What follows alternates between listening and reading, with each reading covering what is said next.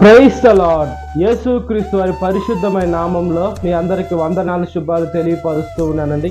కీర్తనల గ్రంథం 46వ కీర్తన 1వ వచనం. దేవుడు మనకు ఆశ్రయమును దుర్గమునై ఉన్నాడు, ఆపత్కాలములలో ఆయన నమ్ముకొనదగిన సహాయకుడు అని దేవుని వాక్యం సెలవిస్తుంది. మనకి ఆపద మనకి ఎప్పుడైతే కలుగుతుందో దేవుడిని కానీ మనం నమ్ముకుంటే దేవుడు ఖచ్చితంగా సహాయం చేస్తానని దేవుని వాక్యం సెలవిస్తుందండి.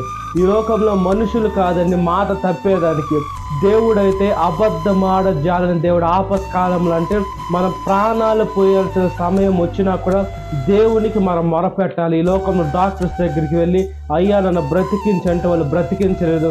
ఏమంటే ప్రాణము మనుషుల చేతుల్లో ఉండదు, దేవుని సృష్టికర్త చేతుల్లోనే ఉంటుంది. కాబట్టి మనం మనుషులను కాదు కానీ సృష్టికర్తని దేవుణ్ణి మనం ఆశ్రయిస్తే దేవుడు ఖచ్చితంగా మన పాదాలు తొట్టిల్లకుండా ఆయన కాపాడే దూతలు పంపించి మనల్ని కాపాడుతారని దేవుని వాక్యం సెలవిస్తుందండి.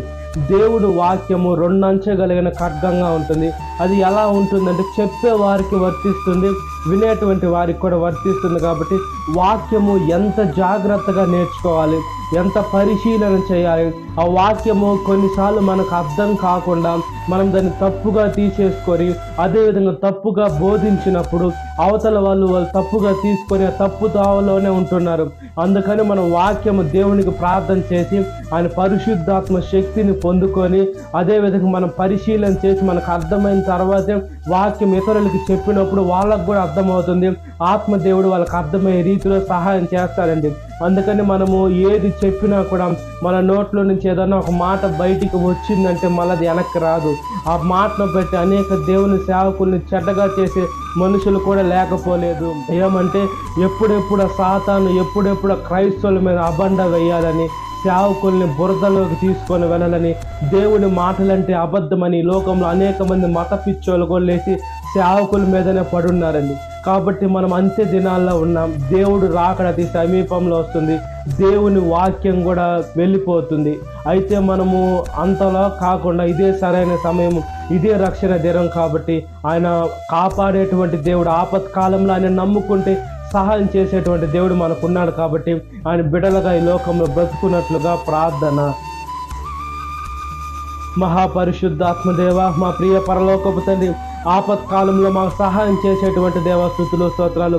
మనుషులు కాదయ్యా మాకు సహాయం చేసేది, ఈ లోకం నుండి అధికారులు కాదయ్యా, ఈ లోకం నుండి గొప్ప గొప్ప బలాఢ్యులు కాదయ్యా, సాక్షాత్తు దేవుడైన మీరే మాకు సహాయం చేస్తున్నారు. ఆపత్కాలంలో ఆపద కలిగిన సమయంలో మీకు మేము మొరపెట్టినప్పుడు మీరు మాకు ఉత్తరం ఇస్తానని దేవుని వాక్యం సెలవిస్తుంది. అనారోగ్యంగా ఉంటే వాక్కును పంపి బాగు చేస్తానని కూడా దేవుని వాక్యం సెలవిస్తుంది. మీ వాక్యానుసారంగా మేము బ్రతికి ఇతరులను కూడా వాక్యంను తీసుకొని వచ్చే బిడలుగా మమ్మల్ని మార్చండి అయ్యా. అదేవిధంగా మేము వెలుగులాగా ఇతరులను కూడా వెలుగులాగా తయారు చేసే బిడ్డలుగా మమ్మల్ని జ్ఞాపకం చేసుకోండి. క్రీస్తుని వెంబడించేటువంటి బిడ్డలు ఎలా ఉంటారంటే తమ ఎలా అయిపోయినా పర్వాలేదు కానీ తమ దగ్గర ఉండే బిడ్డలు ఆశీర్వదింపబడాలని చూస్తారు.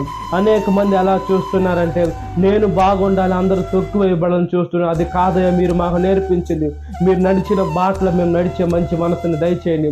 సాతాను శోధన ప్రతి ఒక్క బిడ్డను విడుదల దయచేయండి.